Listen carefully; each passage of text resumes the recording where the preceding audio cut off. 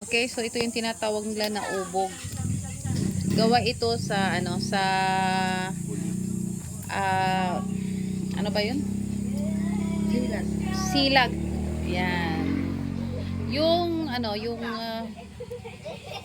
parang sa ano ito yung sa ano daw yun, yung talbos. Apungol.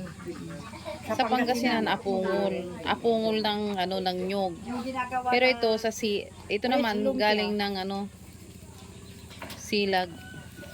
Yan. So,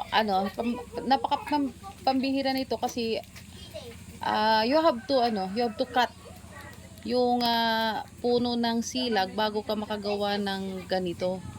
So, hindi siya basta-basta. Dapat mayroon kang isang puno ng silag. Yan, bago ka makagawa. Ayan. Pwede pala yung sanyog. Oo, kasi ganun din ito eh. Pero, I don't know kung anong nilagay kasi medyo matamis siya. So, salad siya o salad. So, para siyang salad, para siyang yung dessert, ganon. Pero mayroon siyang sibuyas. Ayan. Masarap. Ang tawag dito sa gawa ito sa Umingan, Pangasinan. Ubog.